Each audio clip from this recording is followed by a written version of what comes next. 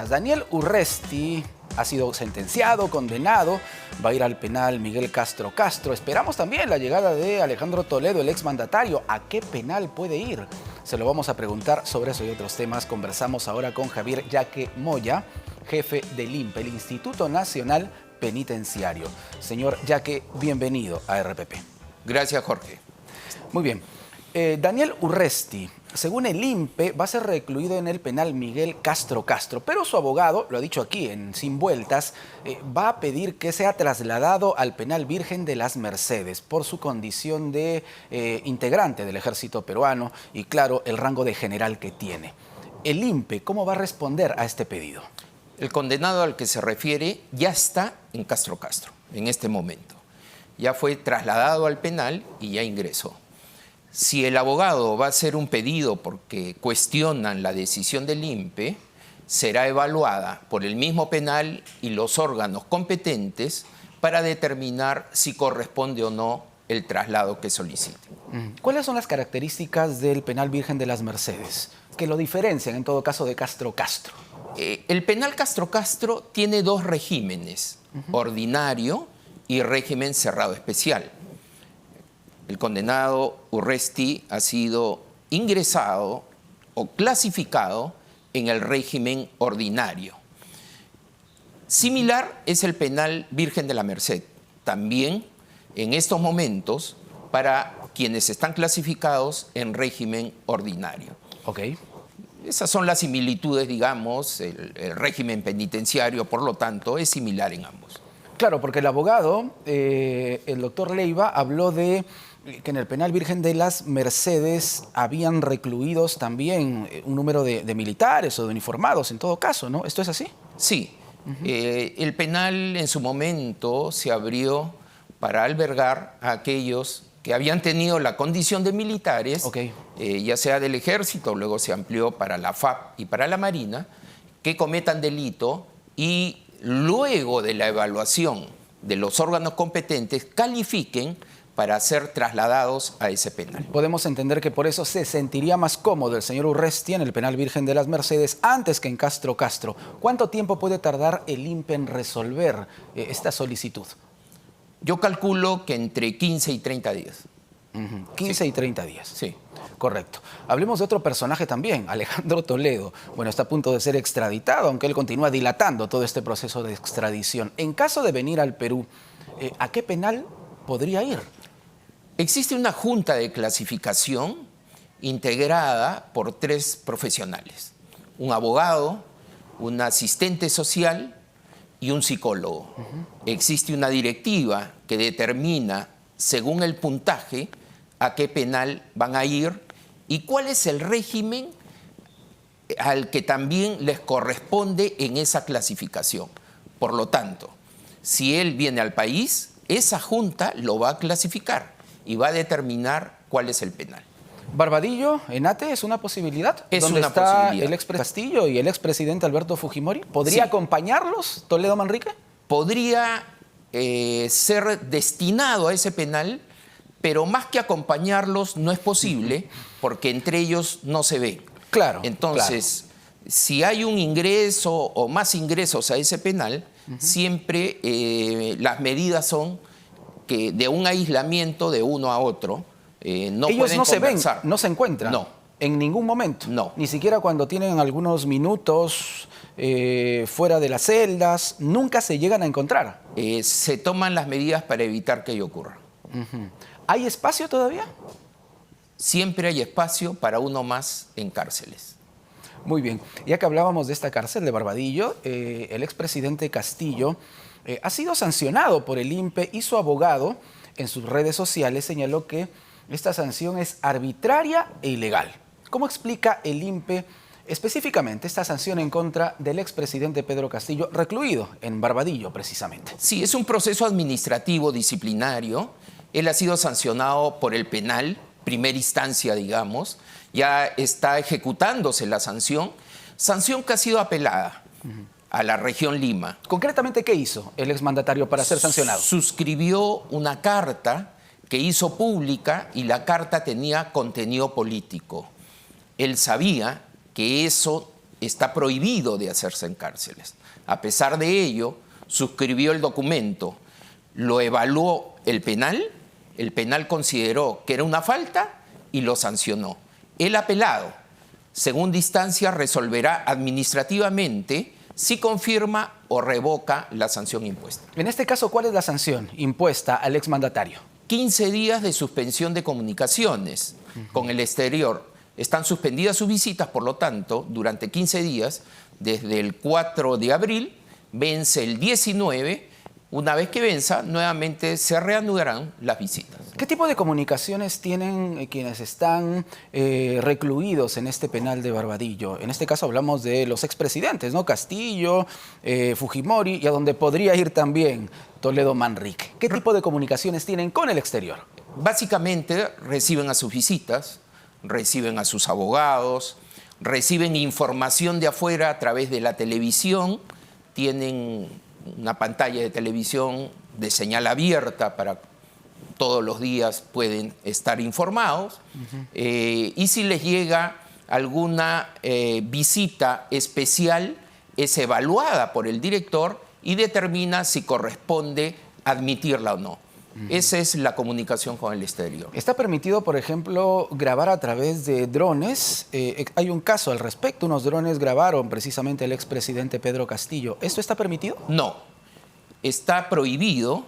Esta grabación no fue detectada por los custodios del establecimiento penal porque, claro, la tecnología ahora es bastante compleja, pero estamos adoptando las medidas para que no vuelva a ocurrir.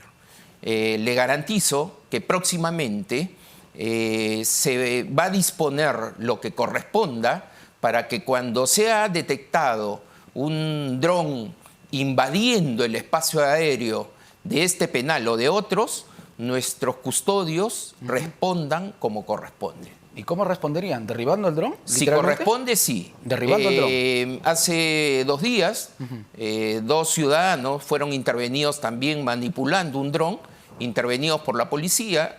Si bien no se trata de un delito, pero sí de una infracción, porque no está permitido vulnerar la seguridad del penal, fueron puestos a disposición de la policía, que luego los liberó y están advertidos que no deben nuevamente insistir en manipular este tipo de naves porque invaden la seguridad del establecimiento.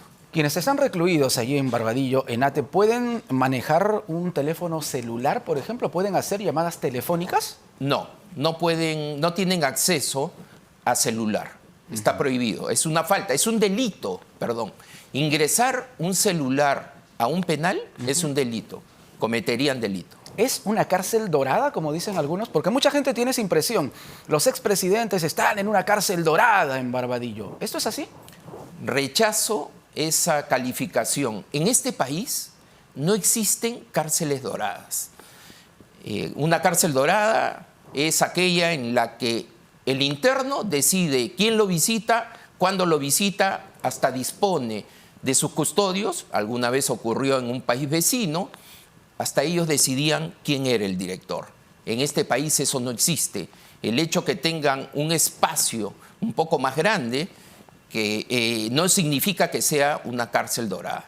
Tiene las limitaciones, como todos los establecimientos penales de este país. Muy bien. ¿Qué va a pasar con otros ya intervenidos, capturados por delitos, en este caso como los de feminicidio? Sergio Tarache, por ejemplo, y estos 2 indeseables que abusaron de manera grupal contra una enfermera en Ayaviri y están en manos de las autoridades. ¿A qué penal van a ser conducidos? ¿O pueden ser conducidos en todo caso? Reitero que existe una junta que determina, por ejemplo, en el caso de este ciudadano venezolano que está en Colombia. Sergio Tarache. Así es. Una vez que venga al Perú, se determinará la junta de clasificación qué penal le corresponde y cuál es el régimen también, que puede ser ordinario o puede ser régimen cerrado especial, según la calificación, la evaluación que le hagan. ¿Cuál es la diferencia entre estos 2 procedimientos? Si se trata de delitos que no son extremadamente graves o no son organización criminal, puede ir al régimen ordinario. Pero si se trata de delitos dentro de una organización o extremadamente lesivos, pueden ir a régimen cerrado especial. Bueno, en este caso estamos hablando de feminicidio, es un asesinato, feminicidio. Correcto. No encaja dentro de organización criminal, pero estamos hablando de un delito bastante grave. Todo nos lleva a pensar que podría ser clasificado al régimen cerrado especial, pero esperemos que esta Junta primero haga su trabajo y determine el lugar que corresponde. Claro, pero ¿cuáles son las alternativas en todo caso? ¿Castro Castro, por ejemplo? No, son varios penales. El penal de Ancón también tiene régimen cerrado, en Lima.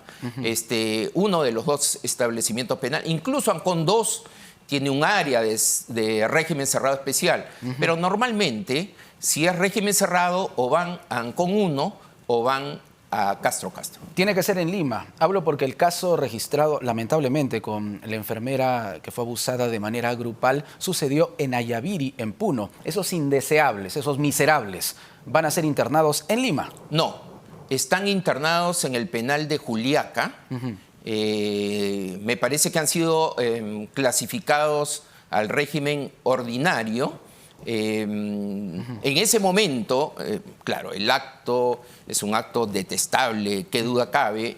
La persona no había fallecido al momento de la clasificación, después ha fallecido. Okay. De hecho, la puntuación hubiera variado si se hubiera tratado de un fallecido, que Claro, no señor ocurrió Yaque, en su momento, ¿no? Discúlpeme, pero eso no puede ser un acto para nada ordinario, ¿no? Entonces, ¿se podría cambiar la decisión de la Junta? No, a ver. Existe una clasificación, reitero, de acuerdo al puntaje. Por determinadas situaciones en el penal no existe la reevaluación en este momento. Hay un grupo de profesionales que está evaluando cambiar algunas de estas normas de la directiva, pero yo todavía no puedo adelantar al respecto. Okay. Pero en este momento no existe la reclasificación. Bueno, discúlpeme, pero debería, ¿no? Como en este caso, por ejemplo, sería una alternativa. Sería una alternativa que estamos estudiando en este momento. En el caso de Tarache, entonces, cuando sea traído a nuestro país, la situación va a ser distinta. No lo sé, depende de esta Junta. Reitero, los dos casos son distintos porque se evalúa lo que ya ocurrió, y en el caso de Tarache, la víctima ya falleció, entonces la puntuación es distinta. Muy bien, hablemos entonces ahora de la campaña que está lanzando el INPE para lograr el pago de reparación civil a favor de las víctimas de algún tipo de delito. ¿Cuál es el objetivo, concretamente?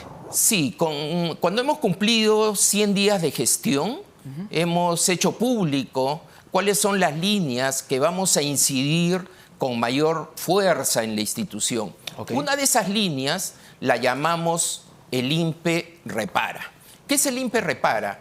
Que por primera vez, a través de cárceles productivas, es decir, los empresarios que trabajan con privados de libertad en los penales, van a retener una parte del sueldo de este privado de libertad, que es el 20%, para destinarlo al pago de la reparación civil. Actualmente, antes no era así, actualmente para rehabilitarse una vez que cumplen la pena, tienen que haber cancelado el total de la reparación civil. Por lo tanto, algunos que cumplen sus penas no pueden pagarla aun cuando ya son libres y tienen dificultades para rehabilitarse, para que sus antecedentes salgan negativos, tienen dificultades y no pueden insertarse, no pueden trabajar. Nuestro objetivo es que mientras están privados de libertad y están trabajando, ya puedan ir pagando la reparación civil. Así es, una parte de ese sueldo para pagar la reparación civil. Pero, Jorge, ¿con qué nos hemos encontrado? Con que el circuito del pago es perverso, es complicado. ¿Por qué? Porque el empresario retiene el 20%, y va al banco a hacer un depósito. Ahora los depósitos son en línea. El expediente está registrado en un sistema que el Poder Judicial tiene con el banco, y para registrar ese pago, reitero, es un pago mensual, no es el pago total de la reparación. Okay. Si el interno gana 500 soles, el 20% es 100 soles. Si gana 1.000 soles, el 20% es 200 soles. Entonces, son montos pequeños, pero que mes a mes van acumulando hasta llegar al pago de la reparación civil. se acerca al banco y tiene que dictar el número exacto del expediente, que tiene como 12 números, entre guiones, letras y números.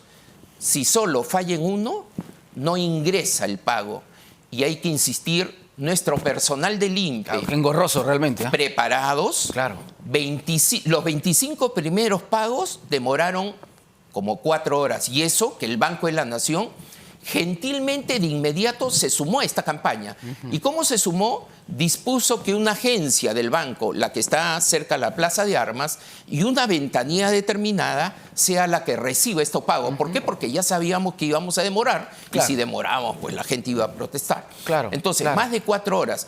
Luego de ese depósito, Jorge, hay que buscar un abogado para que firme el escrito donde digo, señor juez, ya está el pago de 100 soles de este mes. El juez recibe el escrito y se lo notifica a la víctima. La víctima recibe que le han pagado una parte. Tiene que ir al juzgado. ¿Para qué? Para que le endosen ese certificado y luego vuelve al banco para cobrarlo. Qué complicado realmente. Es muy complicado. Vamos a invocar al Perfecto. Poder Judicial y darle una lista de agraviados. ¿Para qué? Para que les indique que tienen que abrir una cuenta bancaria. El Banco de la Nación está dispuesto a apoyar en este tema, Eso está muy bien. lo que nos permitirá mes a mes pagar. Le informaremos al juez o le informará el interesado al juez que ya está pagando 5 meses y en determinado momento cancelará o el total o buena parte de esa reparación. El objetivo, Jorge, es, el mensaje a la sociedad es que la pena que se cumple en los penales y el trabajo Sí. no solo les permite mantener a su familia, sino que ahora permite reparar el daño causado. ¿Cómo? Pagando la reparación civil. Correcto. Eso es. Finalmente, señor Yaque, ¿cómo está funcionando Cárceles Productivas? Y me voy a fijar específicamente en uno de los proyectos de cárceles productivas que se trabaja, tengo entendido, con el Ministerio de Educación, orquestando, ¿no? ¿Cómo está funcionando? Cárceles Productivas está relacionado al trabajo en cárceles. De 90.000 privados de libertad, 26.000 trabajan, 26.000, y 2.000 privados de libertad con empresarios. Estos 26.000 están dentro de Cárceles Productivas. Orquestando es un programa educativo, que es otro tema, educación, no trabajo. En cárceles, 15.000 estudian. Y uno de los programas de estudios, uno de los cursos es Orquestando. Ya existe en el Ministerio de Educación, y así como estudian lenguaje, geografía, la parte musical es Orquestando. Tenemos profesores muy bien preparados. Algunos de ellos han sido directores de Sinfónica. Les enseñan música a los reos. Que vienen preparando a los internos en música desde el año 2017. ¿Y han dado conciertos? ¿Han tenido presentaciones ya? Así es. Han pasado ya 5 años desde que se inició este programa y algunos han salido en libertad y ahora trabajan como músicos. Los que todavía permanecen en cárceles ya son músicos prácticamente profesionales. Si hubieran tenido este programa, hubiera estado insertado en estudios superiores, hubiera sido como una universidad de música. Claro, estamos hablando de 5 años. 5 años, así es. El tiempo, digamos, reglamentario para terminar una carrera profesional. Y ser un licenciado en música. Ellos ahora han brindado conciertos, han ido incluso al Teatro Nacional en una oportunidad y pronto, por ofrecimiento del señor alcalde, irán al Teatro Municipal. Perfecto. Señor Yaque, muchísimas gracias por estar con nosotros.